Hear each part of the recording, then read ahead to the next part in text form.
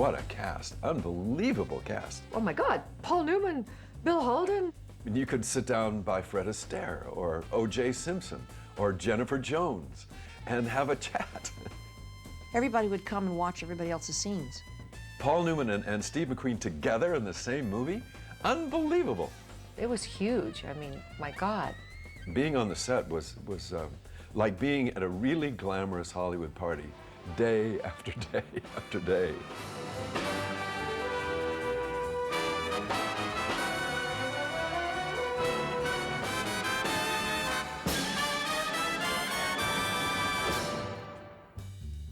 They only had 6 so-called star dressing rooms. So Irwin had built 15 star dressing rooms that sat outside the soundstage and were identical in every way. They were very elegant, and they had showers and beds and sitting rooms and everything you could want. And my door opened onto Bill Holden's door. So being a 3-month shoot, I got to know Bill Holden very, very well, because every day when we weren't shooting, we were sitting in our door frames, looking at each other on this little street outside from our dressing rooms. One of the things that really stands out was Bill Holden. I mean, Bill was kind of wonderful because everybody seemed to have friends of friends that wanted to get on the set.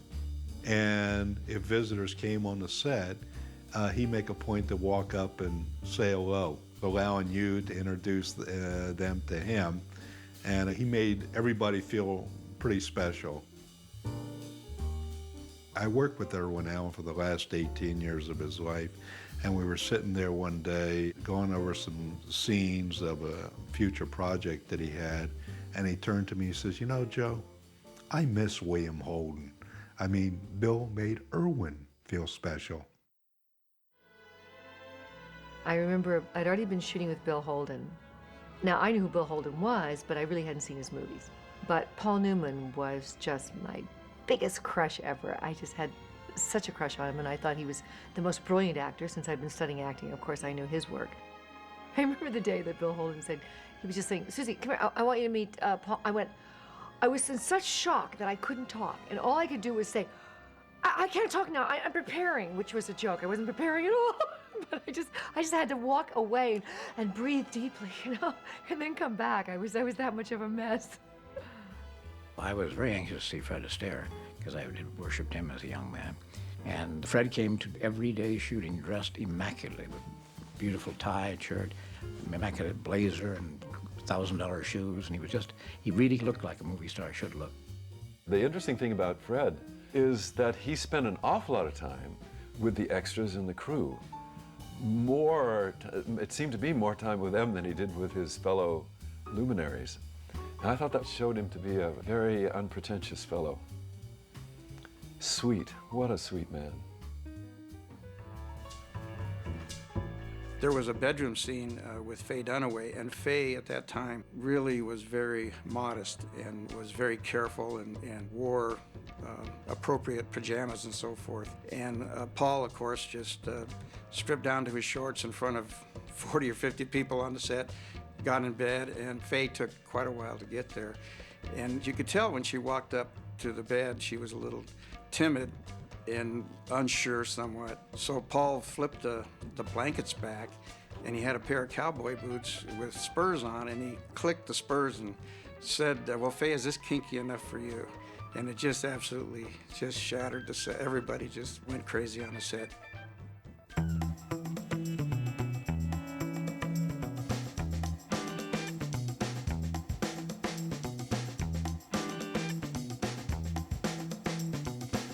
I recall that Steve and Paul were pranksters on the set, and they were always kind of fooling around like young kids with each other.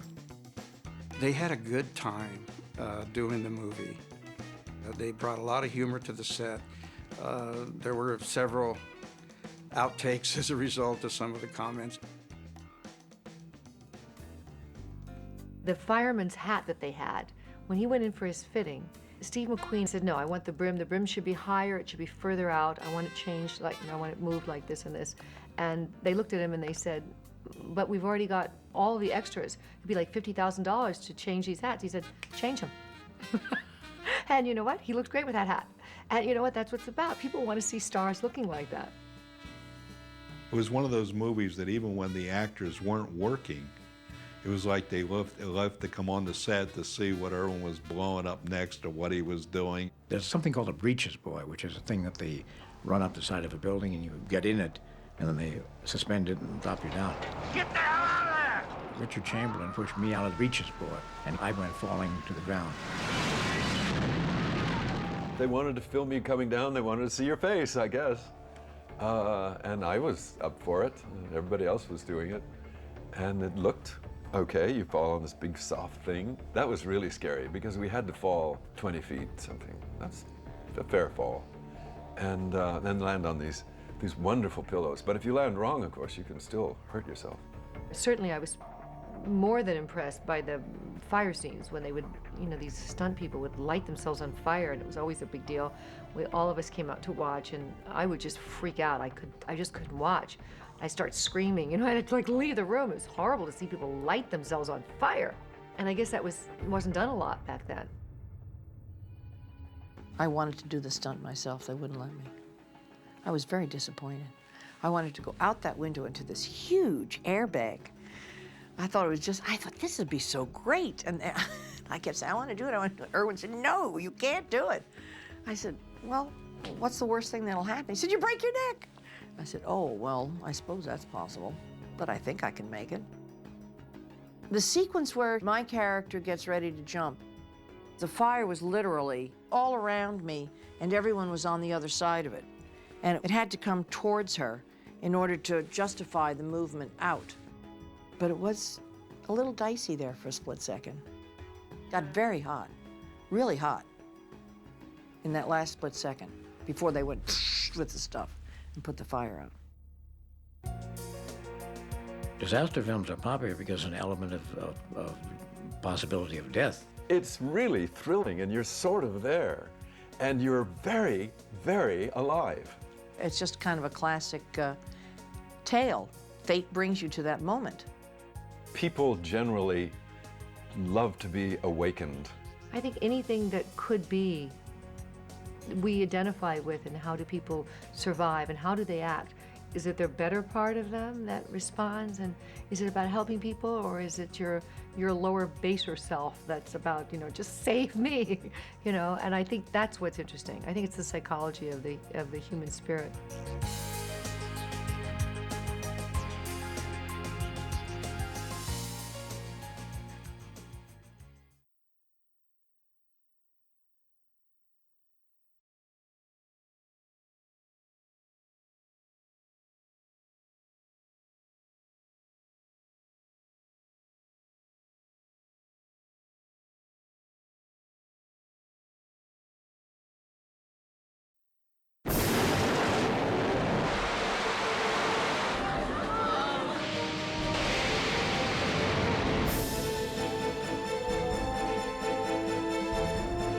Towering Inferno was a film ahead of its time as far as combining all the different types of special effects out there. This is before anything you're doing today. No digital, no super duper this or that. We're just the old-fashioned way of doing it. Where you combine the live action to the CG world, computer graphic world, and you also using miniatures.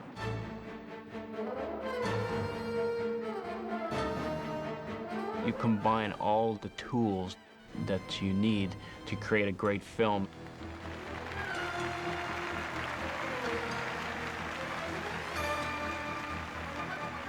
You had the concept of building or making the audience believe that we were building or had just completed building the world's tallest office building. Yet another landmark for this great city. And that building, on the night of its opening, catches fire. It's about a whole tower on fire and people having to deal with problems that are occurring and have to come up with solutions. Here's our problem. The fire's lapping here, it's going up through the window. It was an involved picture in that it had a number of units. There was the special effects unit, there was the action unit, there was the principal photography unit, and each of these had to be designed carefully so that they would stand up by themselves and that they could be properly blended one to another. I looked for the best of the effects people, and Bill Abbott, who's been with me for almost 20 years, and has won 8 Academy Awards for special effects, was my #1 choice because we knew there were going to be an unusual amount of effects. Special effects supervisor main job is to not only create all the effects and hire a proper team of guys to do all the effects for you, but also to keep safety in mind the whole time, and also to work editorially with the stunt coordinator, the director, and in the editorial room, cut together and tell the story. Fire is a funny thing to photograph. It can look awfully fake, or it can look darn good. Also, what people realize, there's many different colors in fire. We shot tests. We had a terrific special effects guy. You had the miniature unit, which L.B. Abbott, Bill Abbott, who was a former director of effects at Fox and went into retirement. Irwin wouldn't let him retire, kept getting him back. And he was going to handle all the miniature buildings, and we had miniature helicopters. Hey! To tackle something like Towering Inferno is actually so immense that you have to basically take the problem and break it down scene by scene, small pieces at a time, so that it doesn't seem to be so overwhelming. What floor do you keep your plans on? 79, my office. That's good. That's 2 floors below the fire. When I did the storyboards, I would sit down with Bill Creeber, the production designer, Ward Preston, the art director, or L.B. Abbott, the special effects person, who had to kind of match what Paul may have been doing in special effects, such as the sequence where Robert Wagner or Susan Flannery are trapped in that suite. Turn your face away.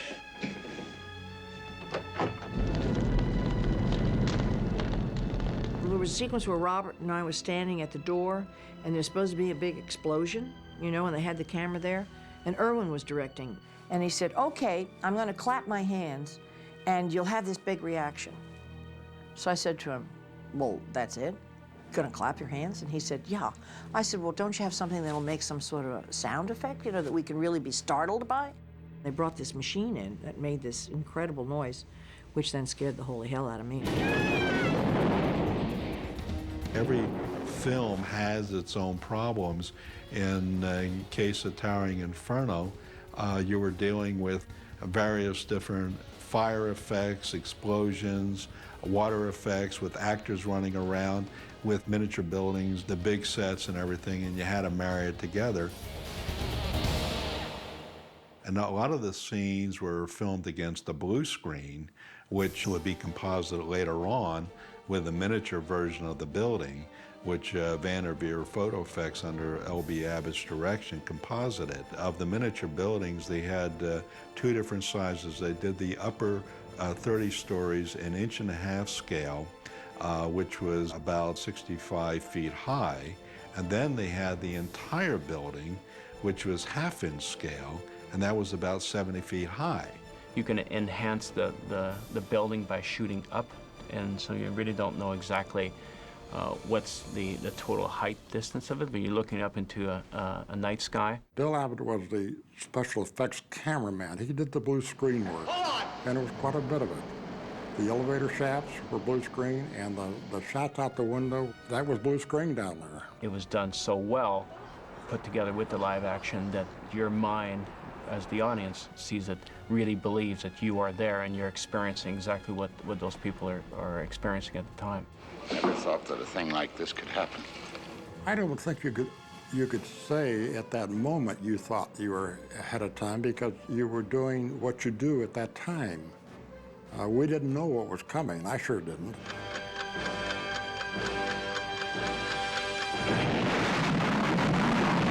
And the production value on that picture is I'm amazed yet.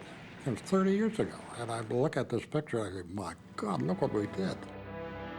There are the thousands of craftsmen, skilled people who spend an entire lifetime learning the secrets of making motion pictures. I'm able to bring them together and do it. There's no false sense of humility here, because I'm not a humble man, and I know my contribution, but I also know the great contribution made by all the other people, those that are named as stars, and those people who are in the background. And to them I owe very special applause.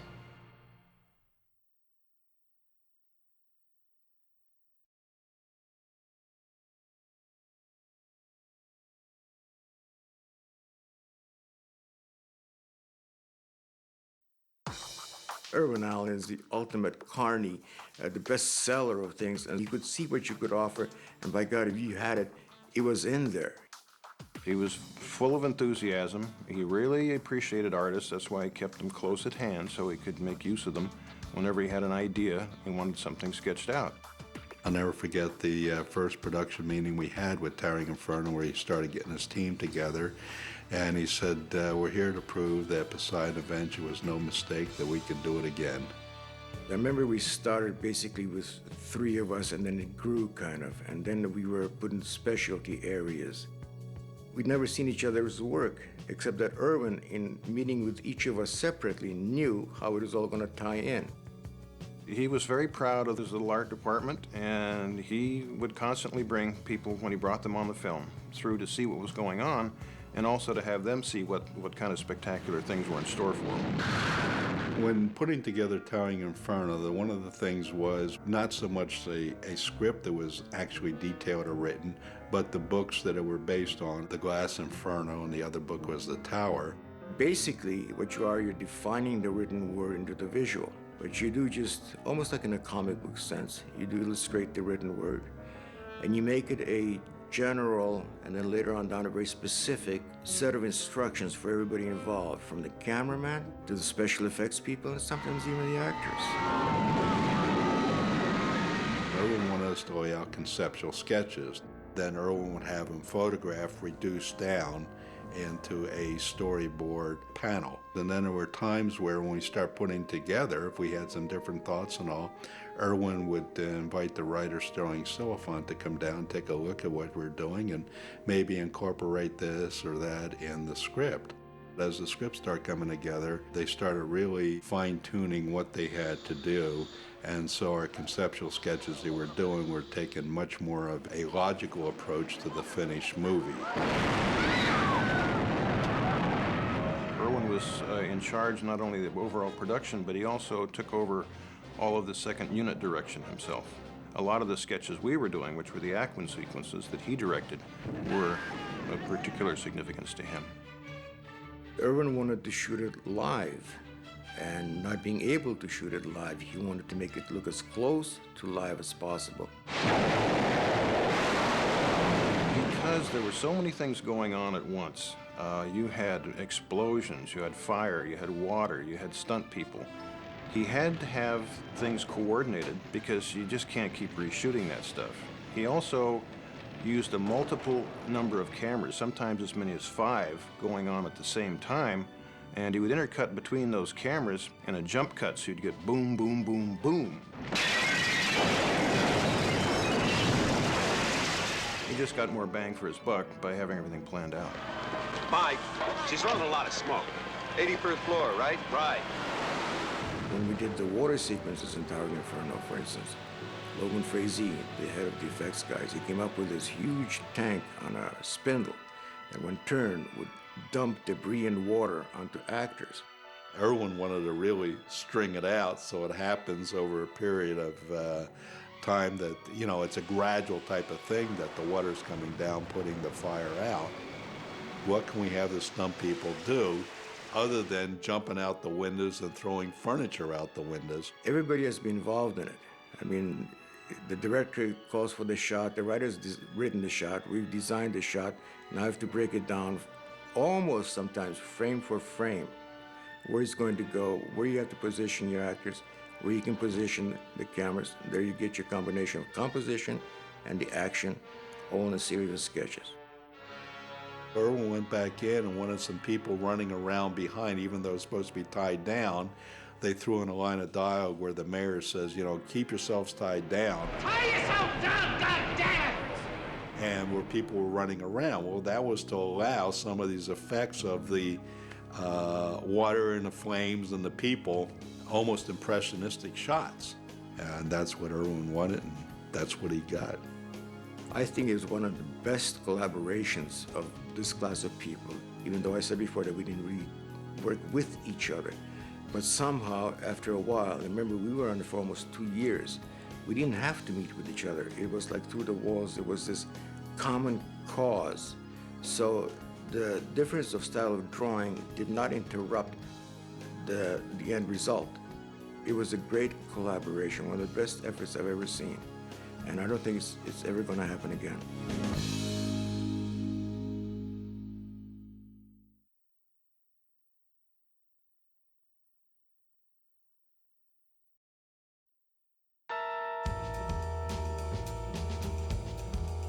Irwin Allen is, I think he's probably the epitome of what you could say, here is a real great producer. He knew how to make a movie. It wasn't by committee, you know, it was by Irwin. He was definitely a character from a different time. He had a lot of energy, really knew the business, was very, very dramatic. His exuberance was just irrepressible. Very charming guy.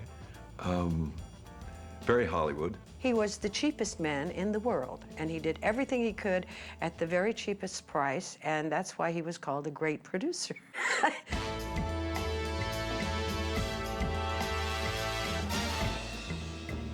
Anything that is successful in Hollywood is considered a standout, and success is at the box office. No matter how good the picture may be, if nobody sees it, it isn't successful, and Irwin had a long record of successful films. Even if the picture wasn't a big hit or rat, he always had a big cast. He always had good people. He'd offer them a ton of money, and they would do the films. Yeah, I was also in The Swarm, which was not quite up to Towering Inferno. He knew exactly what he wanted, and it was all storyboarded out. And all you had to do was say yes and go do it. I'd lay it out and have the panels up on the wall when they come in, and they could actually see themselves in the movie. And Irwin actually felt that that was a pretty fine selling point. I think he's one of the last of the truly original producers who would never take no for an answer and were full of ideas and chutzpah and outrageousness. The main thing I remember about Irwin is I was fascinated by his hair. Not to be unkind, and excuse me, Irwin, but Irwin had the most incredible head of hair. He had a full head of hair, but he didn't have a full head of hair. It was a do that just, you couldn't figure it out. It was combed in a way, an incredibly complicated manner, so that from any distance, it looked like he had an abundant full head of hair.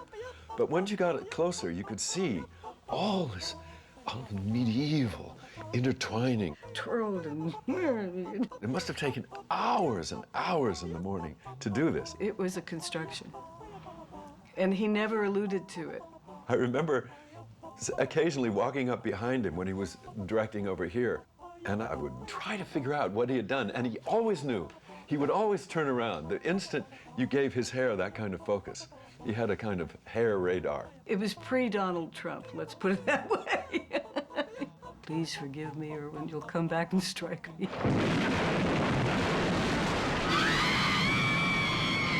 I didn't quite know what to think of him with his hairdo and his suits that he wore.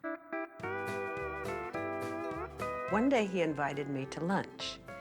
And I said, oh, that's great. The producer's taking me to lunch.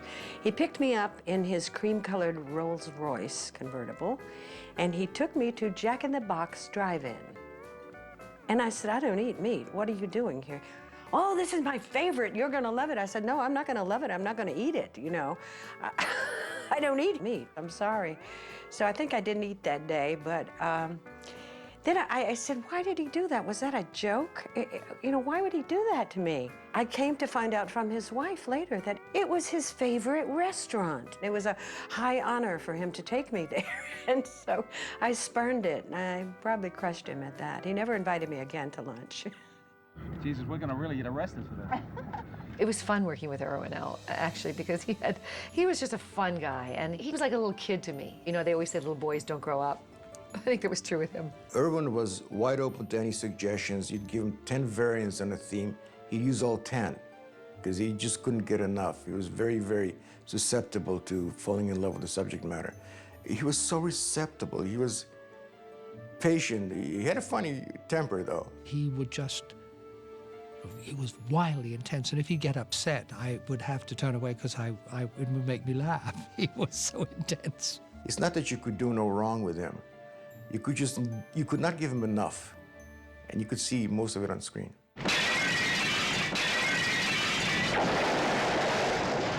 reality, when you have that type of fire, you're going to have a tremendous amount of smoke. So I told Irwin, I said, you know, there's not enough smoke in this scene.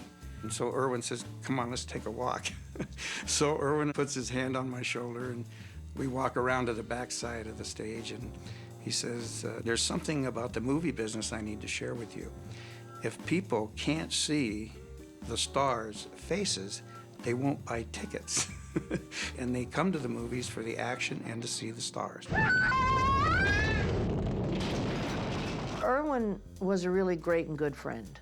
He was a very generous man. He really was. Very outgoing, great personality, very warm. Irwin was very loyal, and he always brought back myself. He had a group of people that if you were part of that group, well, that's great. That was really good. There were always baskets at Christmas, and anytime kids would come through, he'd be handing out plastic models of the Nautilus submarine, and he was just really a kind of a larger-than-life guy. I loved him. I loved him. I mean, he was funny. He was great to work with. When you worked for him, you were part of his family, and motion picture industry was basically his, you might say, his entire life. And he was just a great guy, a really wonderful person, a great showman. When you get people like Irwin Allen, he puts on a big circus, and so he put a lot of people to work. We miss Irwin.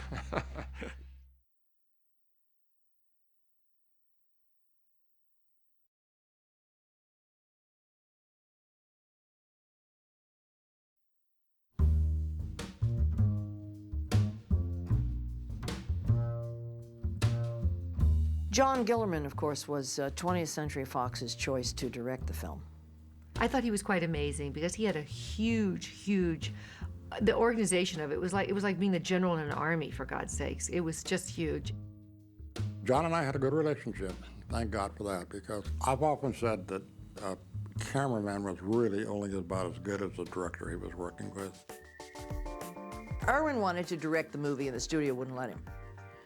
They wanted to have a director that had done a lot of films. He ended up talking the studio into letting him do the action sequences. So that's how he directed almost, I would say probably 45% of the film. Basically, the acting part of the film was directed by John Gillerman while Irwin was doing the fire sequences on a different stage in 20th Century Fox. Everybody had to know what everybody else was doing, and you had to keep the screen direction right. So I would have to check with John Gillerman and pick his brain as to how he was blocking out the shots where he would do the dramatic units. And then, knowing what Irwin had to do in the action unit, I had to make the transition, because at one point, John would stop this unit, then they would go on to move to something else, and then Irwin would come in with his crew, and they pick up from there. And they were complete opposites in my mind. Absolute complete opposites. John was a very quiet, easy-spoken man. If he showed any temper at all, it was very in a nice, quiet way that he wanted something done and do it now and so forth. Where Irwin was just the opposite. Irwin, when Irwin walked on the set, everybody knew he was there, you know. He was good as a director, but Gillerman, in all honesty, had a different instinct as a director. His relation with Paul Newman, I thought, was really, really interesting to watch on the set.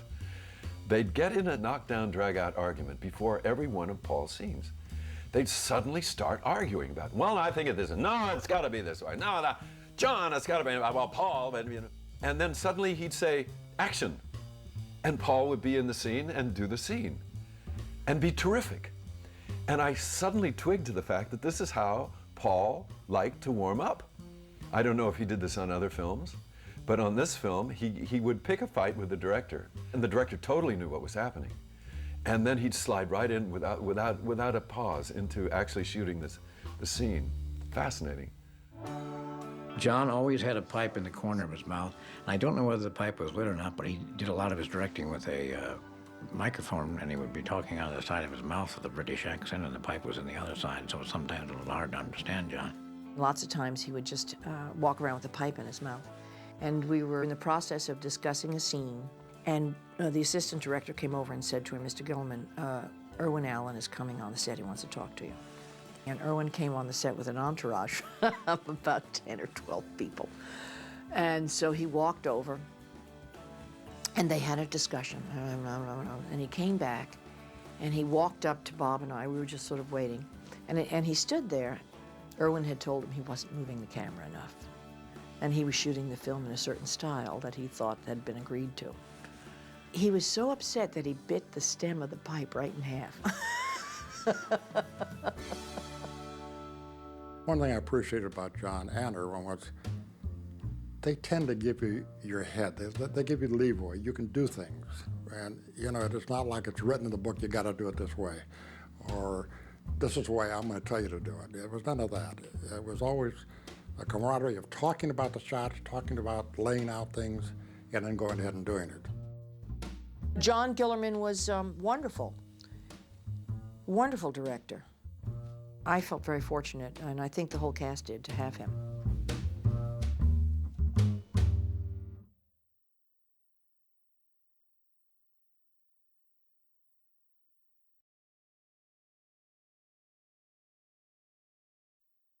First, you start off with a match, and you start yourself a little fire. Unlike working with water, water will stand still in a big bathtub if you ask it to until you're ready with the next shot. But once you light that match, you better be ready to have all 8 cameras grinding at one time because fire waits for no man. They had hired a chief, and he was the youngest chief in the LA City Fire Department. He was a very brilliant young man, and his name was Pete Lucarelli. My role in the movie was as technical advisor. Irwin has a need for reality in his movies, and we had hired over 1,000 off-duty firefighters during the 17 weeks of shooting of the movie in Los Angeles. Most people don't understand. Most of those firefighters were hired to protect the soundstage because there was tremendous fire on those sound stages.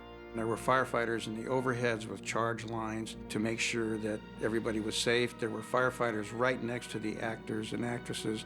I had a lot of confidence in the firemen. They were great. I think there were 57 standing sets, and I think they burnt 55, and there were 2 left, if I remember correctly. And the fire department was there surrounding us the whole time, so everyone had a lot of confidence in what they would tell us we could and couldn't do. And Irwin never asked anybody to put themselves in a situation where there could be grave danger. There was always a lot of backup and concern for safety. But Susan was just absolutely a trooper and really did a wonderful job.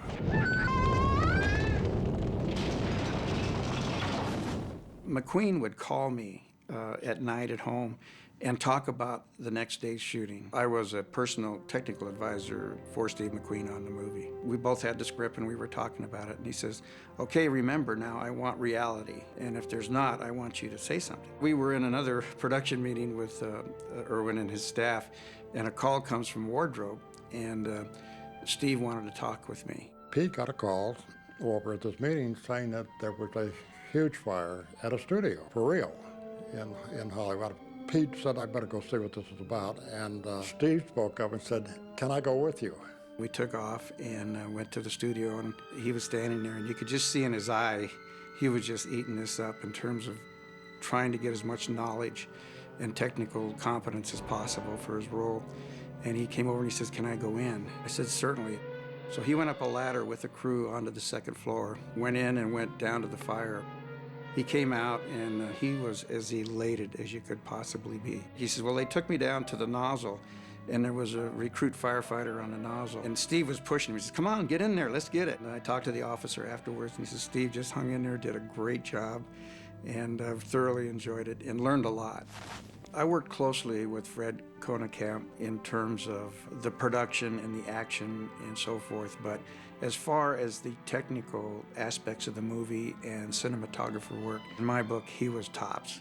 I have to tell you, I have been a fire truck buff since I was just a little kid. I don't know why. And to this day, I love fire trucks. There was a scene in San Francisco that took hours and hours to set up, where this large San Francisco fire station had all this equipment in. My role was to make sure that that was seamless when we went to San Francisco, because San Francisco is a different fire department than the city of Los Angeles in terms of some of their operations and so forth. And of course, Fred would be there. There were questions about that. He gave me hints on smoke, you know, where it would be the most and where it would be the least and those kind of things. I think my major contribution there with the camera crew was to make sure that the action and the actions of the firefighters, the equipment, the way the equipment was staffed and responded. In all the scenes where you had a lot of firemen, these were real firemen. They hired, I don't remember how many, but a lot of real firemen on their off-duty days, so it would look as real as possible.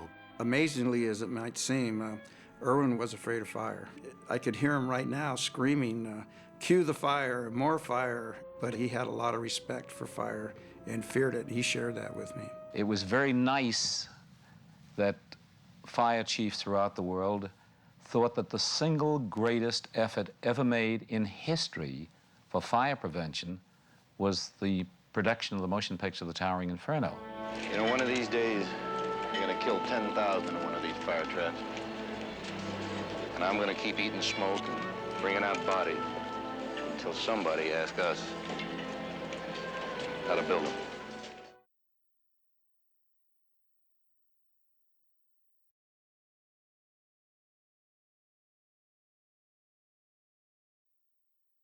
In most businesses, you have to be half crazy to be in it, but in stunt work, you got to be totally nuts.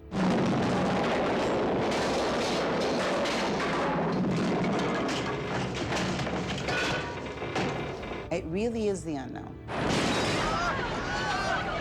We've come a long ways in the era of actors doing their own stunts. I did a lot of stunts, actually, in my youth. I would have done my own stunts if they'd asked me to, but I didn't have any stunts to do, so.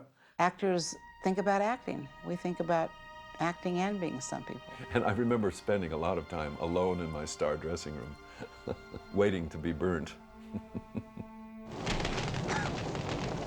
Steve McQueen did not like anybody else doing his stunt work. He really wanted to do everything until it became a production issue and money.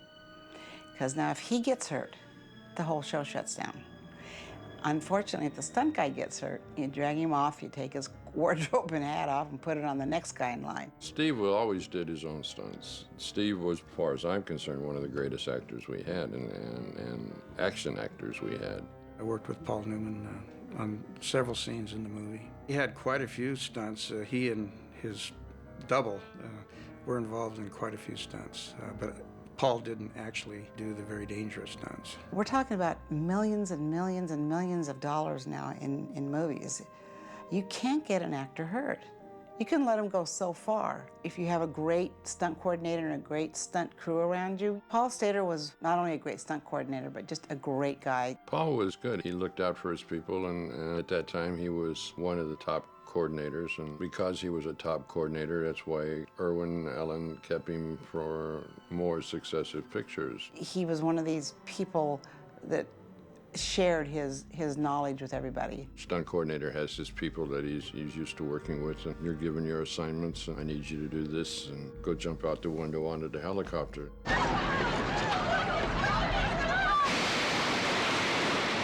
Anytime you're getting masses of water dumped on you, I don't care who you are, stunt person, actors, it takes your feet out from underneath you and takes you away from you. You're now a passenger. You're no longer in control.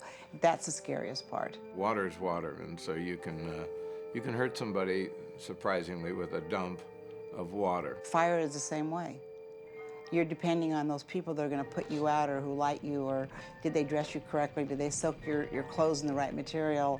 Is the gel on right? The first gel fire I ever did was like, oh God, I hope this stuff works. Yeah, fire stunts are probably the most dangerous. In preparing a stunt person to do a stunt where they're on fire, underneath the outer garments, they would wrap a lot of Nomex or non-combustible material, or material that would stand up to a high degree of heat. They'd put a mask on them. Their head was totally covered with a hood, and then they would wear the outer garment. If you did a full burn with air, they had to light you off, shoot the scene, and put you out within 2 minutes. Typically, they would paint the outer garment with a rubber cement, which is very, very combustible. They would light that on fire when the scene would take place. Hey!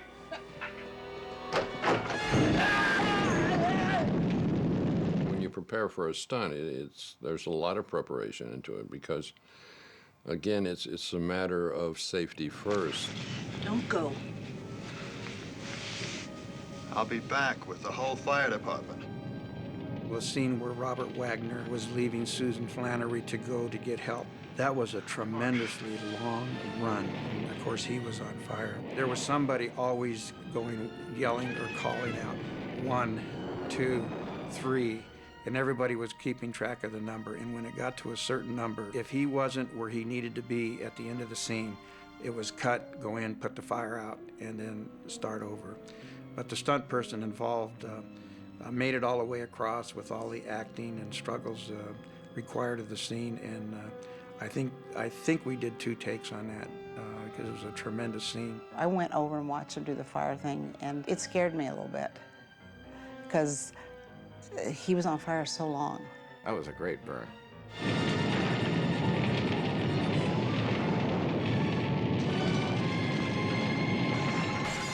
In the stunt business, you worked more on reputation, and the crazier you were, the more you worked. Actually, the stunts on Towering Inferno, we might say today they were ahead of their times. Stunts were more real then. We didn't have cables, wires, CGI. We just, everything was done for real. That made it more challenging, more exciting, and not as safe as they are today. I guess the best way to sum it up is the fact that we didn't have, in those days, what we have today to protect us. I really came away from the movie with a tremendous appreciation of people in the stunt profession. They are a brotherhood, sisterhood, if you will.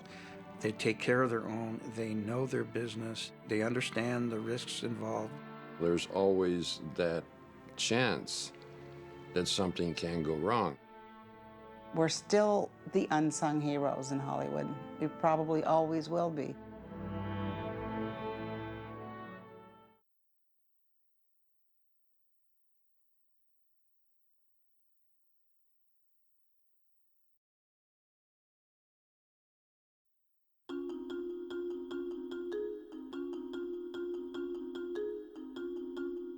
Stirling was a compulsive, committed writer. Stirling was a real artist. He was really without the pretentiousness. To young filmmakers at that time, he was a kind of God. You couldn't do any better than that. He was always accused of doing too many things at one time.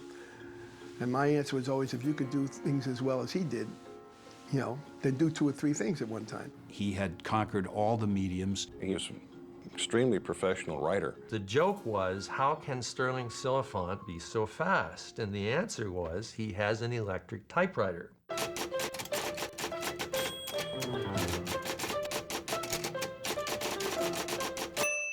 Stirling would be doing the project he was hired to write. Then he would be planning an original screenplay. And then he would be starting on a project that he was then hired to write after the first project. The television that he is most remembered for and honored for began with a half-hour show called Naked City, which was based upon the famous movie. And Stirling did something like 31 of the first 39 half-hour shows. And on that basis, he and the co-producer, Herbert B. Leonard, decided that they would do a television show called Route 66. And this is the crown jewel. Route 66 is arguably the best written, best produced television show that was ever put on TV. Route 66 was an amazing success. Who would have thought of taking 2 young guys and putting them on the road? Nobody ever did that before. After Route 66 went off the air in 1964, Stirling switched into features.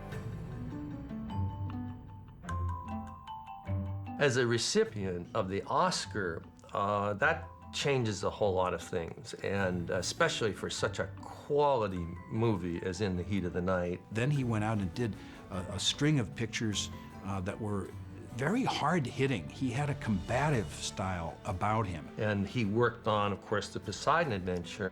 His structure is impeccable. The pacing, the way one character is introduced and segued into another, and how he all makes it build, it's an extraordinary achievement. All right, everybody down this way. Come on, baby. Oh, this is a bunch of crap. We're sinking, and nothing's going to keep us from drowning. Keep moving. I was very proud to have his name attached because I thought he was great. And it was a pleasure to meet him and to be around him and to know he was a part of it. We all felt that this would be one of the best pictures we ever did. It was a monster success. And that started the relationship with Irwin Allen, because following that, he did the Towering Inferno, which was an extremely difficult adaptation because there were 2 books. Warner Brothers had one book, and the other book Fox had the rights to. One, I believe, was the Glass Inferno, and the other book was the Tower. They put it together, and the script started to be developed. The script would often be rewritten in production, and then you'd have red pages, green pages, pink pages, white pages. It started to look like an ice cream dessert after a while. And Stirling had no compunction about rewriting. I mean, he was proud that anybody would think enough of him. Him doing Towering Inferno was a departure for him. Remember, he's a dramatic writer. He's a black and white writer. And this is all action and miniaturization and special effects. And it was a challenge for him. It was supposed to be snap, snap, snap, each scene following each other swiftly, and he realized that if he took the time to describe each scene, that pace would be shot. So he took to using a shorthand. You know, we would have interior apartment crappy. He was very popular at the time and very successful, and he was one of the writers who was known to take instruction. In other words, he would listen to what his director said, he would listen to what his producer said. Stirling would be brought in to really doctor up the big scenes, and they had an incident that happened in San Francisco where Steve McQueen got the idea that Paul was coming off better on the film than he was, and he wanted the end sequence to be rewritten to reflect him a little bit more. You know, we were lucky tonight. Body count's less than 200. Steve says, you know, you give me all this dialogue, and Paul just stares at me with those blue eyes of his and steals the whole scene. And Stirling says, well, you know, Steve, you wanted this dialogue. This is your dialogue, and you got blue eyes too. And he says, yeah, I know, he says, but give him some dialogue, make him work. I don't know. Maybe they just ought to leave it the way it is. And Stirling was very baffled because in the next meeting, Steve said, no, I still don't like the dialogue, do something with it. And in frustration, finally, Stirling, the diplomat, he'd been around a very long time and he knew not to ruffle. So he found a way to talk to Steve as they were going down a hallway. And he said, Steve, there's nothing wrong with that dialogue. What's the problem? And Steve turned, stopped, looked around to make sure no one was overhearing, and he said, I have a problem with S's. I have a slight lisp. You see in a fire, wool and silk give off cyanide gas. Do you have any sporting good manufacturers like table tennis balls? They give off toxic gases. Now, do you want me to keep going down the line? So Stirling said, for God's sake, you know, if you told me it's easy enough to write dialogue that don't have S's. You know where to reach me. So long, architect.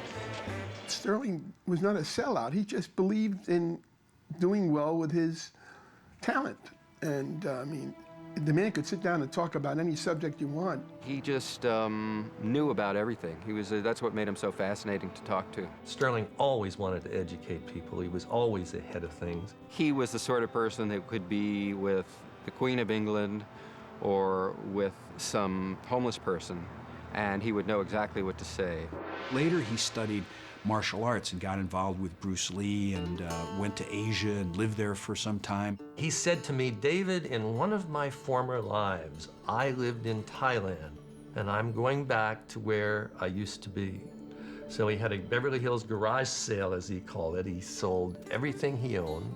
As a challenge in his own personal life, he became, you know, sort of a physical expression of the things he'd been writing about all this time. There was something in him that was determined to communicate and basically make us understand the world better and make us in tune with it and make us alive.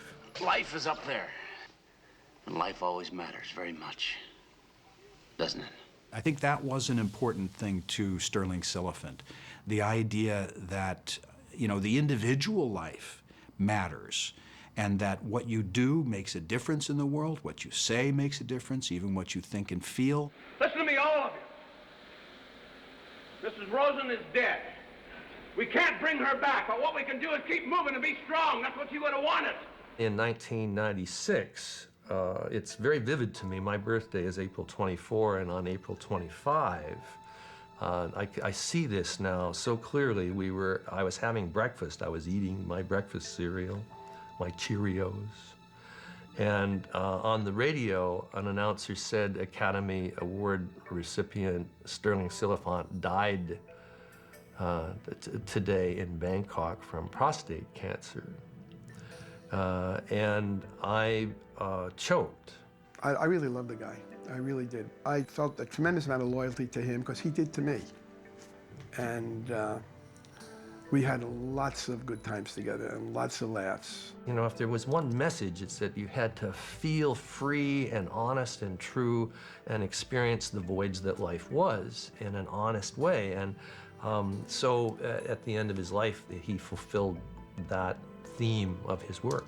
You shouldn't be passive about life. You should take life by the horns and go out and live it very fully. And to this day, you know, if I'm having a little problem with a project or anything, I say, hey, Stirling, give me a hand here. Because maybe, you know, if we want to believe in reincarnation, who knows what else is possible. And that's a very Stirling Silliphant way to think of life.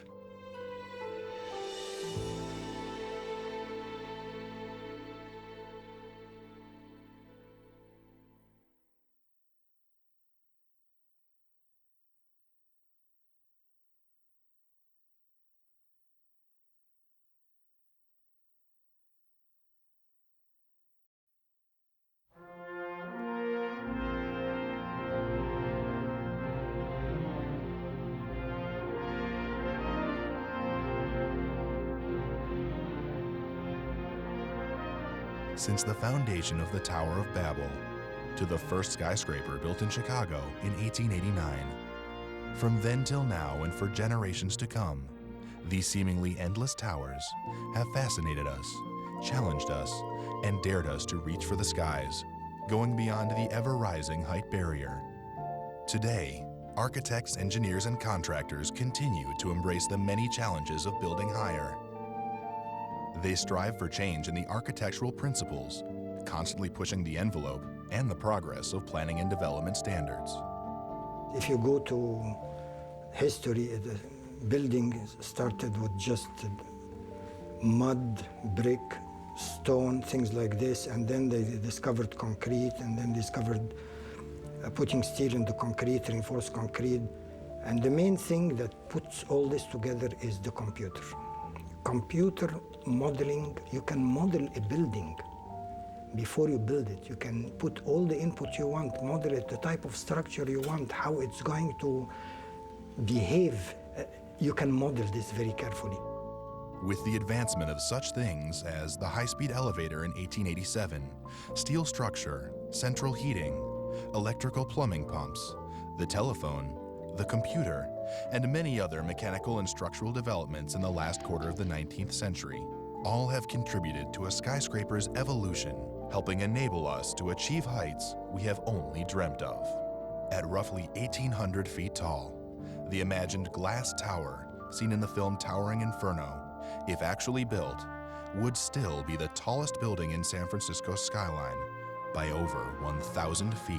Obviously, the most important thing is really to understand what the vision and the goal of the client, to really understand what the building is for, and then to see what the impact of this building to the community itself. Currently, the tallest building in San Francisco is the Transamerica Pyramid Building, whose pinnacle reaches 853 feet with a modest 48 stories. But with 138 stories, the glass tower would not only double its size, but dominate any skyline, making it the tallest building in the world by over 100 feet. The Council on Tall Buildings and Urban Habitat have ways of measuring a building. Simplest way, when they tell you this is the highest building, it's from grade, not below grade, not the parking lot, from grade up to the top of the spire. They don't consider antennas. By this definition, the tallest building in the world currently is Taipei 101 in Taipei, Taiwan.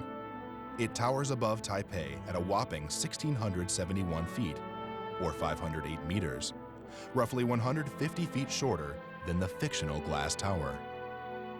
The colossal tower features over 2.3 million square feet of office space, just under 800,000 square feet of retail space, and almost 900,000 square feet of parking space, which is enough for more than 1,800 vehicles. It has 61 elevators. They can run at 39 miles an hour. It's about 1,010 minutes per second. So it's unbelievable. It has 5 retail stores. It's retail levels above grade. The stock exchange takes 7 floors. In comparison, the glass tower would have included 80 levels dedicated strictly to business and office suites. The business offices only go as high as 80. From the 81st floor here, all the way up to 120, it's exclusively residential. Another great example of pushing the envelope is the Petronas Towers in Kuala Lumpur, the second and third tallest buildings in the world. The towers stand at 1,483 feet tall and are connected by a sky bridge 558 above the ground. The 2 towers stand a meek 88 stories tall and have a combined 76 elevators. The fictional glass tower was designed to have 104 passenger elevators to reach its 138 floors, which would extend almost 400 feet higher than the towers in Kuala Lumpur. Petronas Tower was made very famous for a good reason. I think it's one of the most awesome high-rises around. When you design a building like Petronas Towers, it has a very severe impact on the community. And you can see if this building is going to take something from other buildings, if it's going to take something from the population, well, it reflects negatively. But this building and most of the high-rise buildings, when they are well situated, it's really a pride of the community. Perhaps more well known to American audiences, the Sears Tower in Chicago is currently the 4th tallest building in the world and the tallest building in the United States. Its 108 stories tower 1,450 feet over the city. The Sears Tower is really a very simple structure. It has 9 squares. Each module is 75 by 75. And the higher you go, you remove, it's like tubes. For its time, it was great. Obviously, now you look at Petrona, architecture develops more. And with the computer these days, you can develop any shape you want. The Sears Tower's facade is made up of approximately 16,100 bronze-tinted windows and 28 acres of black anodized aluminum panels. The glass tower would be composed of over 25,000 glass windows. Experts are divided about how high we can truly go in the future. Some think we could construct a tower a mile high, roughly 5,280 feet, building with existing technology. If you forget function, only technical, there is no limit. By building higher and higher, you push the technology, so you gain more and more. It's a learning thing, and this technology might be applied not only to the construction industry, it might be applied to other industries. The skyscraper is an architectural icon, one that inspires hope, energizes people with a sense of accomplishment, and symbolizes the freedom and power of a community. First, it's a status thing, it's symbolism. If the community needs it, likes it, it's the right location, they have a certain pride to it, it's a certain pride to the city, the country. This is a symbol. In past decades, these gigantic towers have reached higher and higher into the skies above us, and still no one has come close to the incredible size and scale of the tremendous glass tower. Tallest building in the world.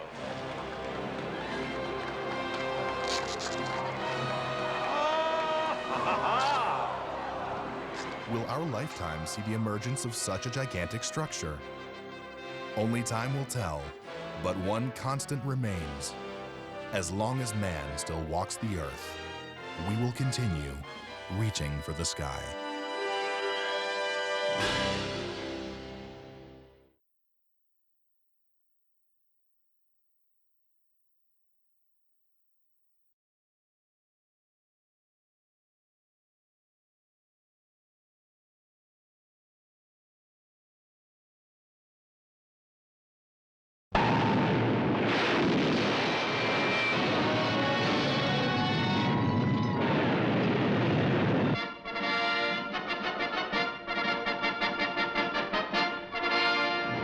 This is the studio.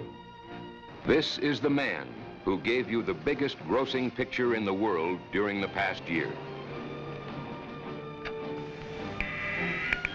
Good morning. Margaret, call a production meeting. Full staff, please. Yes, sir, right away. Thank you. On this lot, in this man's mind, was born the dream that resulted in the Poseidon adventure. Part of that dream came to reality on this very stage. Of the 1,400 people on board, only 6 will survive.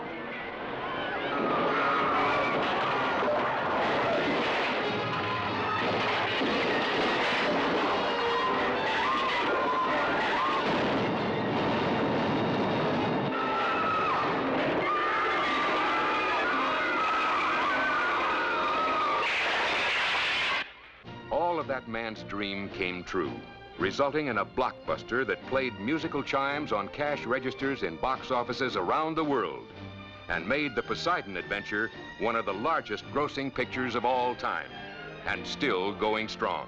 I need a couple of dead people, maybe somebody on the light here, Paul. Right there. Yeah, a dead lady would be good. Now, is there somebody, a woman that could fall in here? Would you raise your hand? Those that are going to get killed, raise your hand. All right. Irwin Allen has, as a producer, a tremendous drive, stamina, and tremendous determination. He also, of course, has had experience as a director. And I know that if he says such and such a thing is going to be done and will be ready for you to shoot, I know it's going to be ready. I don't want anybody to run any risk of being hurt. What we're going to do. Yeah. Of primary concern to producer Allen is the potential danger to the cast and crew. Okay, so that no one is in danger.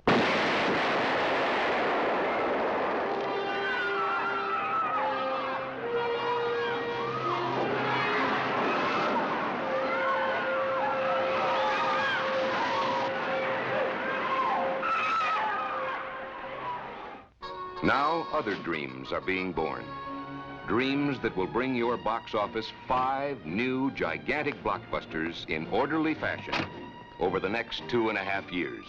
$24 million in new picks for 20th Century Fox and Irwin Allen. This is the house of movie magic. Here, the only entertainments born are blockbusters. And only blockbusters are entertained. And this is Hollywood's master magician, NATO's acclaimed producer of the year, Irwin Allen. Hello. After that kind of an introduction, nothing less than magic and miracles will do. So, for openers, here I am up on the screen. But believe it or not, I'm also down there in the audience with you. Or at least I thought I was, somewhere. Ah, Irwin Allen, up on your feet. Take a bow.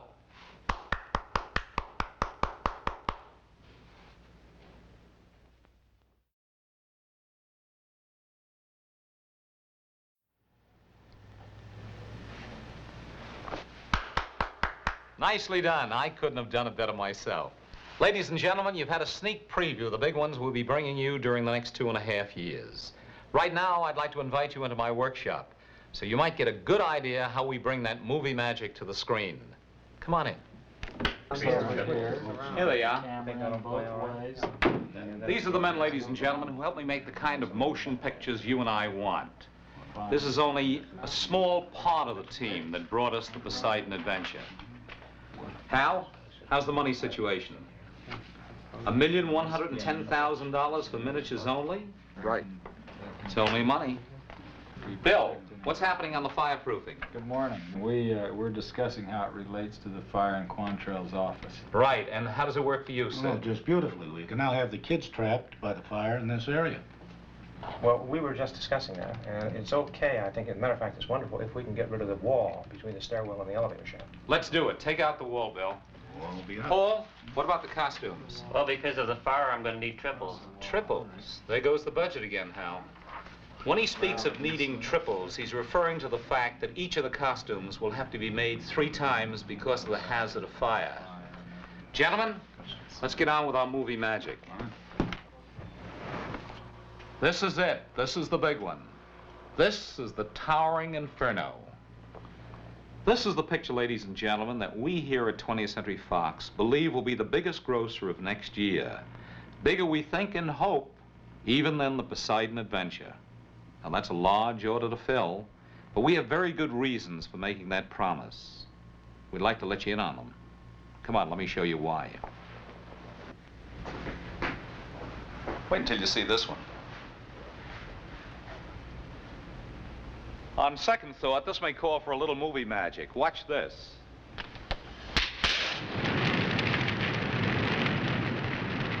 This is one of the two biggest stars of our picture, fire.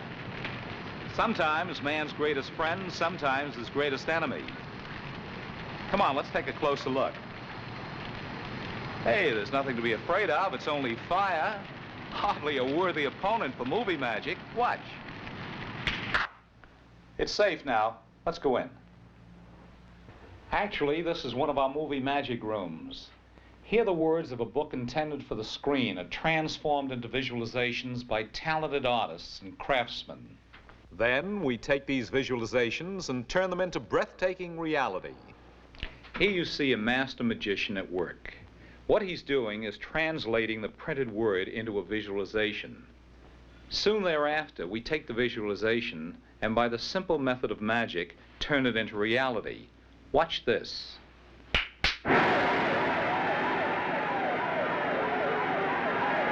This is the second star of our fiery super blockbuster, the world's tallest, most magnificent building. Take both stars, the building and the fire, put them together in deadly conflict, trap 2,000 people inside the walls of this building, and you wind up with the most explosive motion picture ever made, the Towering Inferno. Come here, take a look at this. We're going to let you in on some of our innermost secrets. What you're looking at will soon be the world's largest miniature. It's a true replica of the city of San Francisco. It's the intention, because of the story, to set fire to the world's largest building right in the heart of San Francisco. Since Mayor Alioto, although a good friend, would hardly allow us to do this, it's doubly necessary to build our own building in the form of a miniature. The fire promises to be the second largest fire since the burning of Atlanta for Gone with the Wind. Or we might go a step further, the second largest fire since the original burning of San Francisco, which we have no intention of duplicating, Mr. Mayor. These are only a few of the thousands of sketches now being prepared from the screenplay being written by Academy Award winner Stirling Silliphant. If you remember the Poseidon Adventure, you remember Stirling.